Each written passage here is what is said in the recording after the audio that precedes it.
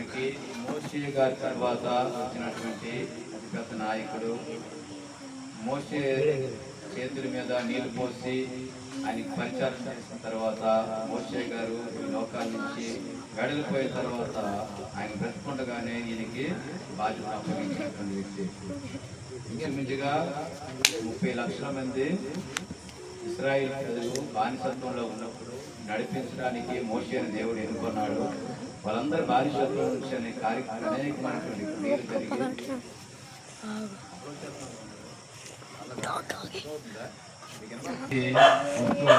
మార్గంలో ఆయన కానాను ప్రయాణానికి దేవుడు పిలిచాడు. కానాను ప్రయాణంలో అనేకమైనటువంటి ఆటంకాలు వచ్చాయి, అనేకమైనటువంటి ఎక్కువ ఇబ్బందులు కలిగాయి, అనేకమైనటువంటి శత్రు సైన్యం చేత పోరాడవలసి వచ్చింది. అన్నిటిలో కూడా దేవుడు ఆయనకి విజయం ఇచ్చాడు.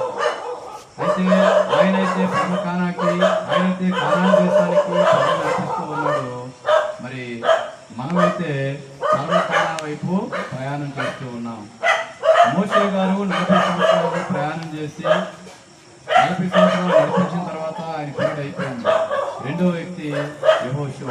ఇక్కడ దానికోసం ధ్యానం చేసుకుందాం. 2వ అధ్యాయము 1వ వాక్యంలో చూస్తే, నూను కుమారుడు యెహోషువ ఏగుల వారిని 2 మనుషులను పిలిపించి, మీరు పోయి ఆ దేశమును ముఖ్యంగా యెరికోను చూడని వారితో చెప్పి సిక్కుము నుండి వారిని రహస్యంగా పంపిన వారు వెళ్ళి రాహాబు అను ఒక వేశ్య ఇంట చేరి అక్కడ దిగగా, దేశమును వేగు చూచుటకు ఇశ్రాయేలు యొద్దరు మనుషులు రాత్రి వేళ ఇక్కడికి వచ్చిరని యెరికో రాజునకు వర్తమానం వచ్చింది. అతడు నీ యొద్దకు నీ ఎంట చేరిన ఆ మనుషులను వెలుపలకు తీసుకురాము, వారి దేశమంతటిని వేగు చూచుటకే వచ్చిరని చెప్పుటకు రాహాబు యొద్దకు మనుషులను పంపగా, ఆ స్త్రీ 2 మనుషులను తోడుకొని వారిని దాచిపెట్టి, మనుషులు నా యొద్దకు వచ్చిన మాట నిజమే, వాడు ఎక్కడి నుండి వచ్చిందో చీకటి పడుతుండగా గవిని వేయబడు వేళను ఆ మనుషులు వెలుపలకు వెళ్ళిరి. ఇక్కడ చూడండి, 2 గూఢచారులుగా వచ్చారు. యెహోషువ పంపించాడు. యెరికో పట్టణం ఉంటుంది కదా, దాన్ని దాటుకుని వెళ్ళాలంటే అక్కడ పరిస్థితులు ఎలాగున్నాయో మీరు కామ్గా వెళ్ళి అప్పటికి యెరికో పట్టణం ఎలా ఉంది అంటే,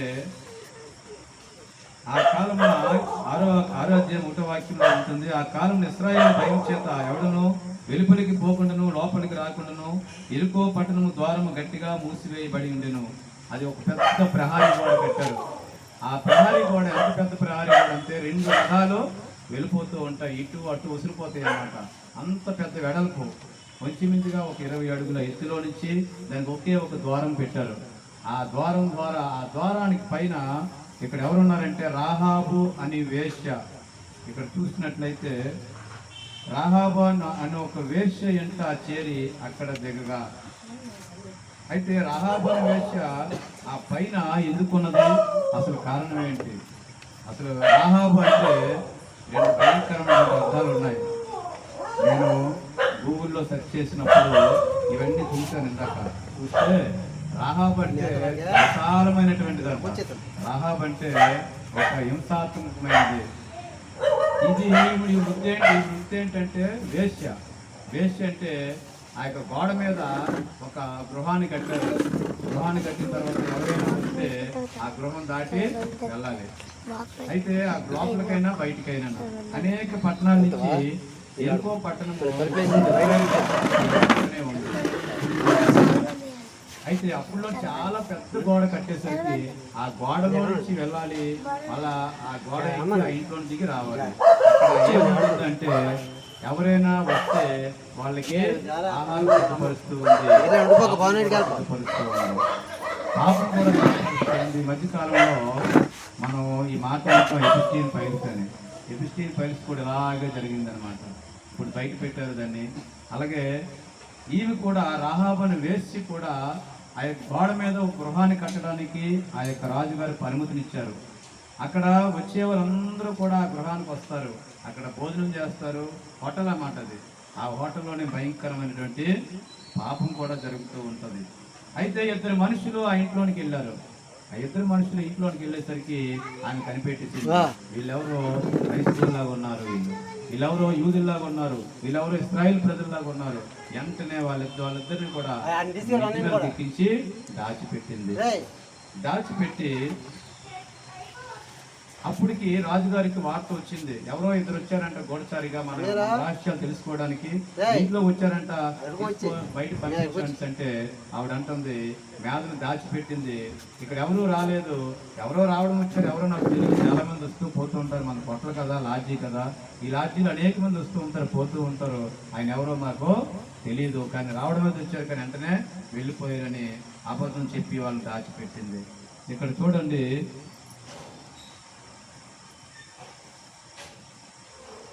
ఆ వేగిలి వారు చూడండి 8వ వాక్యం, ఆమె వారున్న మిద్దె మీదకి ఎక్కి వారితో ఇట్లనెను. ఇప్పుడు వాక్యం ధ్యానం చేద్దాం. ఈ దేశం యెహోవా ఈ దేశం మీకు ఇచ్చిచున్నారనియో, మీ వలన మాకు భయం పుట్టిననియో, మీ భయం వలన ఈ దేశ నివాసులందరికీ ధైర్యం చెడిననియో నేను ఎరుగుదును.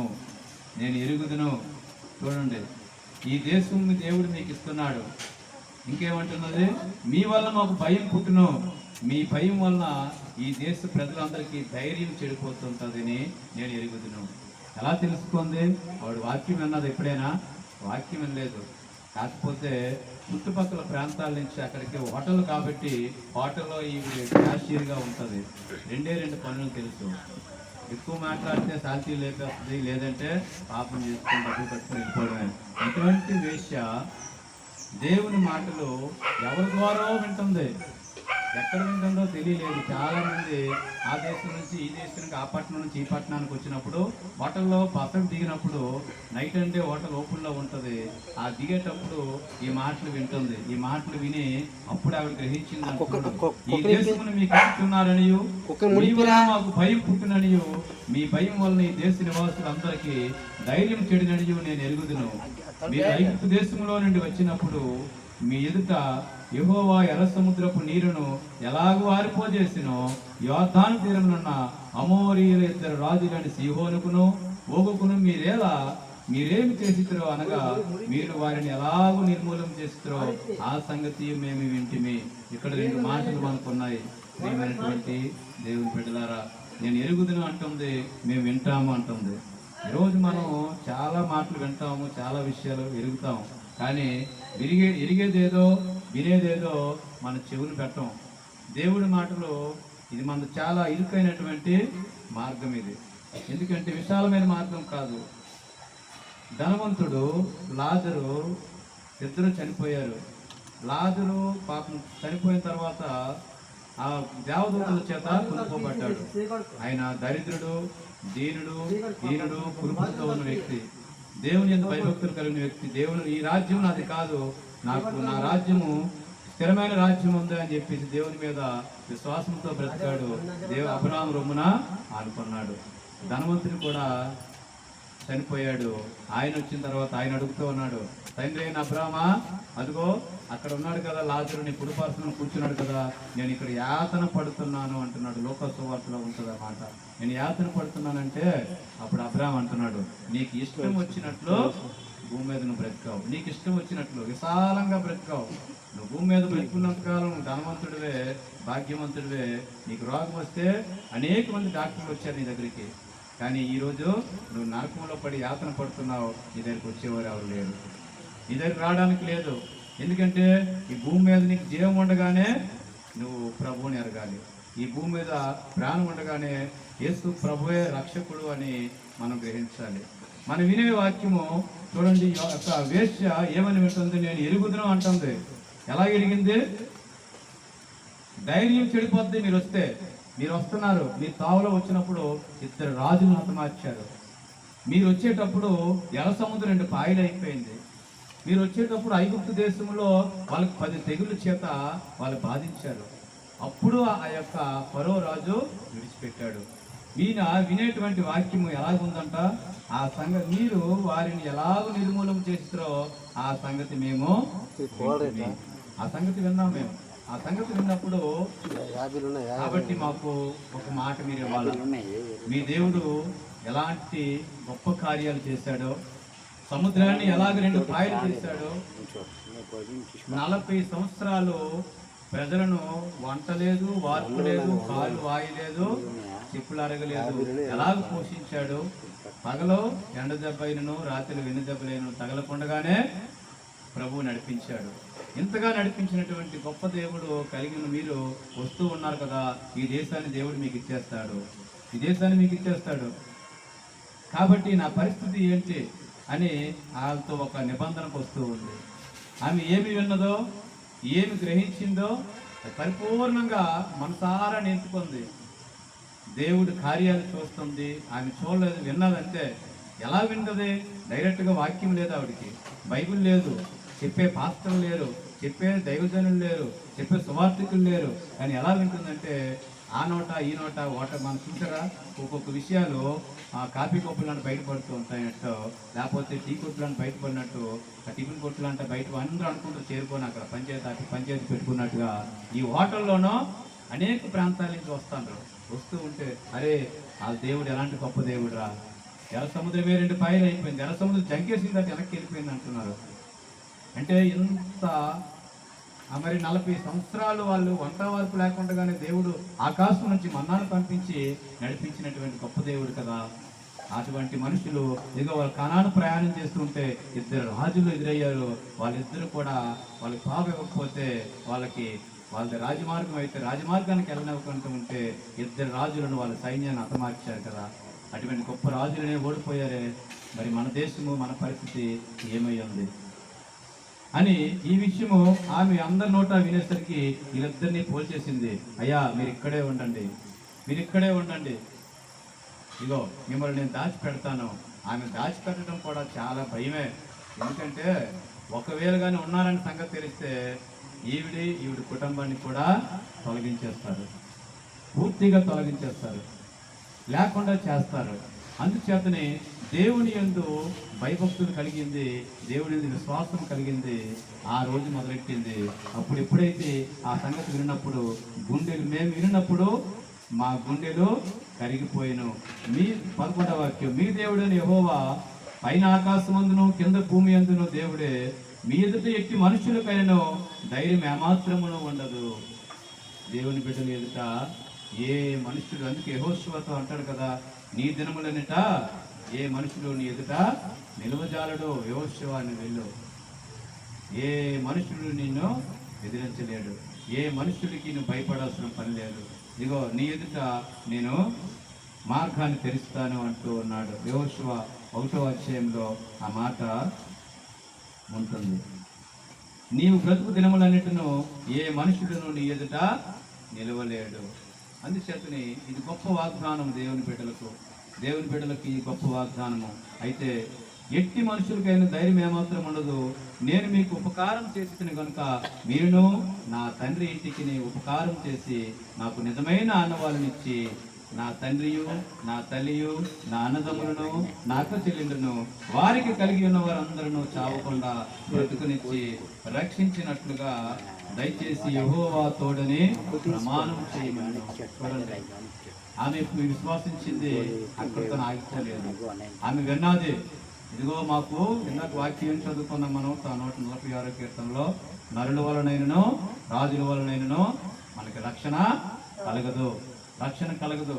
ఒకవేళ ఆమెకు అంతవరకు అనేకమైనటువంటి మనుషులు ఉండొచ్చు, బలమైనటువంటి నాయకులు ఉండొచ్చు, కానీ ఆవిడ నమ్మింది ఒకే ఒక మాట. యేసు ప్రభు వారు చేసినటువంటి గొప్ప కార్యాలను ఆమె విన్నది, గ్రహించింది. మనం కూడా వాక్యం వింటాం, కానీ మనం అప్పుడే దాన్ని మర్చిపోతూ ఉంటాం, గ్రహించడానికి ఇష్టపడము. ఎందుకంటే దేవుడి మాటలు ఇది విశాలమైనటువంటి మార్గం కాదు, ఇరుకైన మార్గం. ప్రతిదానికి కూడా సిట్ రైట్ అన్నట్టుగా ఉండాలి, ప్రతిదానికి కూడా కండిషన్గా ఉండాలి. తెల్లవారిలాగానే ప్రభుని చూపించాలి. ప్రతిరోజు ప్రతిదినము దేవుని వాక్యాన్ని ధ్యానం చేయాలి. మన్నా ఆకాశపు ఇది పరలోకం మన్నా ఈ ఆహారంగా మనం తీసుకుంటూ ఉండాలి.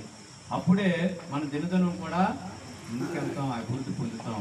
అయితే ఇక్కడ అంటుంది ఆవిడే, నా తండ్రి ఇంటికి ఉపకారం చేసి నాకు నిజమైన ఆనవాళ్ళు ఇవ్వండి. అయ్యా నేనే కాదయ్యా, మా వాళ్ళు కూడా రక్షణ పొందాలి అని అంటుంది ఆవిడ. చూడండి, అసలు ఒక వేశ్య తీసుకున్నటువంటి తీర్మానం ఎలా ఉండదు. అంతవరకు ఆమెకు అనేక డబ్బులు వస్తాయి, ఒక బిల్డింగ్లు కట్టొచ్చు, లేకపోతే ఆస్తులు కట్టొచ్చు, బ్యాంక్ బ్యాలెన్స్ ఉండొచ్చు, కానీ వాక్యం ఎప్పుడైతే తన చెవిలో పడిపోయిందో, జీవము గల దేవుడి మాటలు ఎప్పుడైతే తన చెవిలో పడ్డాయో, ఇక సమస్తం కూడా వ్యర్థమనే నేను చేసి నా జీవిత కాలం అంతా కూడా నేను ప్రభువుని స్తుతిస్తాను అంటుంది. ఇక్కడ చూడండి, నేనే కాదయ్యా, నా తండ్రి ఇంటి వారు కూడా రక్షణ పొందుకోవాలంటుంది. నా తండ్రి ఇంటి వారిని కూడా రక్షించండి అయ్యా, నా అన్నదమ్ములు రక్షించండి, నా పిల్లలను రక్షించండి. అక్కడ చూడండి, ఆ వాక్యం ఉంటుందమ్మా. 13వ వాక్యం, 178 పేజీ నెంబరు. నా తండ్రియు, నా తల్లియు, నా అన్నదమ్ములను, నా అక్క చెల్లెలను, వారికి కలిగిన ఉన్న వారందరినీ చావకుండా బ్రతుకునిచ్చి రక్షించినట్లుగా. చావకుండా బ్రతకాలయ్యా, అయ్యా మా కుటుంబాన్ని అంతని రక్షించాలయ్యా మీరు. చూడండి, ప్రభు పాదాలు పట్టుకుని ఎలా ఏడుస్తుంది. ఇశ్రాయేలు ప్రజలను ఇద్దరిని పట్టుకుని మాట్లాడుతుంది. ఆడికి తెలిసింది దేవుని తాలూ ప్రభావం ఏంటో. ఈరోజు వాక్యమైనటువంటి దేవుని ప్రజలారా, మనం ఎంతవరకు దేవుని కొరకు నిలబడుతూ ఉన్నాం, ప్రభు పక్షాన్ని నిలబడుతూ ఉన్నాం. ఆ రోజు ఒకరు దానియేలు కానీ ప్రభు పక్షాన్ని నిలబడకపోతే ఆయన గురించి మనం ఈరోజు మాట్లాడవలసిన అవసరం లేదు. సింహాల బోన్లో వేస్తానంటే వేసుకో అంటున్నాడు, అగ్నిగుండంలో వేస్తానంటే వేసుకో అంటున్నారు. వాళ్ళకున్నటువంటి ధైర్యం ఏంటి? దేశం కాని దేశము అది ఇరాక్ దేశం, అది వాళ్ళ దేశం ఇశ్రాయేలీలు. వీళ్ళు ముగ్గురే నిలబడ్డారు ప్రపంచంలో, ఎవరు లేరు. ఇంకా అందరూ కూడా సాష్టాంగ పడిపోయారు, మా పొద్దు అని. అయ్యా మేము చావనైనా చేస్తాం, కానీ దేవుని కొరకు మేము నిలబడతాము అన్నారు. మా ప్రభు రక్షించడానికి సమర్థుడు అన్నారు. అంతే, అగ్నిగుండాన్ని అగ్నిలో పడిస్తే వాళ్ళు కాలిపోయారా? ఐస్గడ్డగా దాన్ని దేవుడు మార్చాడు. అయితే ఇక్కడ రాహాబు అనే వేశ్య చూడండి, తన ఒక్క దాని కోసం ఆగిపోలేదు, తన అన్నదమ్ములకు రక్షించబడాలట. మనం కూడా ప్రార్థన చేస్తాం ఈ విషయం అనేక. అయ్యా మా తమ్ముడు రక్షించబడాలా, మా రక్షించబడాలా, మా కుటుంబం రక్షించబడాలా, మా యొక్క రక్తం రక్షించబడాలా. ఎక్కడితో ఆగిందా? మా ఇల్లు రక్షించబడాలా. మా గ్రామం రక్షించండి అయ్యా, మా ప్రాంతాన్ని రక్షించండి, మా జిల్లాని రక్షించండి, మా రాష్ట్రాన్ని రక్షించండి, మా దేశాన్ని కూడా రక్షించండి ప్రభు అని ప్రార్థన చేస్తూ ఉంటాం. అది క్రైస్తవుడికి ఇచ్చినటువంటి బాధ్యత. ఎందుకంటే తిమోతి రాసిన 1వ తిమోతి రాసిన పత్రిక 1వ అధ్యాయంలో అంటాడు, మీరు సుఖముగాను క్షేమంగాను బ్రతుకునితో ప్రజలందరి కొరకు, రాజుల కొరకు, అధికారుల కొరకు మీరు ప్రార్థన చేయండి, ప్రభువుని వేడుకోండి అన్నాడు. అంతే, మన క్షేమం కొరకు ఈ గ్రామాన్ని, రాష్ట్రాన్ని, నాయకులను, అధికారులను దీవించబడాలని ప్రార్థన చేయమంటున్నాడు ప్రభు. సరైన జ్ఞానం ఇవ్వమని అడగమని ప్రార్థన చేయమంటున్నాడు ప్రభు వారు. ఇక్కడంటూ ఉన్నది కదా, అయ్యా నేను ఒక్కదాన్నే కాదు, నా అన్నదమ్ములు, నా తల్లిదండ్రులు, నా యొక్క బంధువులు, రక్త సంబంధికులు అందరూ రక్షణ పొందుకోవాలా. చూడండి, ఈ రకంగా ప్రార్థన చేస్తుంది. ఇటువంటి ప్రార్థన మన జీవితాల్లో కూడా ఉండాలని ప్రభు మనతో ఈ మాట తెలియజేస్తూ ఉన్నాడు. అక్కడితోనే కాగలేదు. ఆమె ఇల్లు 15వ వాక్యము, ఆమె ఇల్లు పట్టణకు ప్రాకారం మీద ఉండెను, ఆమె ప్రాకారం మీద నివసించినది కనుక తాడు వేసి కిటికీ ద్వారా వారిని దింపెను. కిటికీ ద్వారా దించుతుంది. వచ్చినప్పుడు పెద్ద ద్వారం నుండి వచ్చారు కదా, అలా పంపచ్చు కదా. ఎందుకంటే ఆమె ఉండేది ఒక ఎత్తైనటువంటి గోడ, అక్కడ ఉన్నటువంటి ఆ ఎత్తైన ప్రదేశం మీద కట్టినటువంటి ఇల్లు, కిటికీ ద్వారా. అందుకే ప్రభువారు అంటూ ఉన్నారు, మనల్ని ఇరుకు మార్గాన్ని మనం ప్రవేశించండి అంటున్నారు. ఇరుకు మార్గం మనం అందరిలాగా వెళ్ళిపోవడానికి లేదు. ఎక్కడ పెడితే అక్కడికి, ఎక్కడ పెడితే అక్కడ సినిమాలకి, షికార్లకి లేవు. సినిమాలకి వెళ్ళమంటే వెళ్ళిపోవచ్చు, అది విశాలమైన మార్గం. ఎక్కడైనా బుర్రకథలు వేస్తే వెళ్ళిపోవచ్చు, అది విశాలమైన మార్గం. కానీ మంచి మాటలు తెలియపరుస్తారు. ఇక్కడైతే కూర్చోమంటే కూర్చోవాలి, నిలబడమంటే నిలబడాలి, ఇది చాలా ఇరుకైన మార్గం, మాకు అక్కర్లేదు అని లోకం అంటూ ఉంది. ప్రభు అంటున్నాడు, ఇరుకు మార్గం కొరకు పోరాడండి అంటుంది. ఇరుకు మార్గం కొరకు పోరాడండి. మనం పోరాడేటువంటి ఆమె ఆ కిటికీ ద్వారం ద్వారా దిగారు. వాళ్ళు విశాలంగా వెళ్ళిపోవచ్చు కదా, వచ్చినప్పుడు ఎలాగొచ్చారో, కానీ వెళ్ళలేదు. ఆమె అలాగ దించింది కిటికీ ద్వారం ద్వారా. అంటే ఇరుకు మార్గమే మనదంతా కూడా. మొదటి ఇరుకు మార్గంగానే ఉంటుంది, అది చదువుకు మనకు మంచి విశాల మార్గంగానే అయితే తయారవుతుంది. ఈ రకంగా ఒక వ్యక్తి యేసు ప్రభు దగ్గరకు వచ్చి యోహాను సువార్తలో 3:2 ఒక నికోదేము పరిచయుడు వచ్చి అంటున్నాడు, చూడండి ఇరుకు మార్గం ఎలా ఉంటుందో. 3:2 చదవండి. యోహాను సువార్త 3:2. చూడండి, 2 నిమిషాలు మనం ముగించుకుందాం వాక్యాన్ని. యోహాను సువార్త 3:2, 3వ అధ్యాయము 2వ వాక్యం. తీసారా? తీయాలా? కూర్చో, నీ కూర్చో.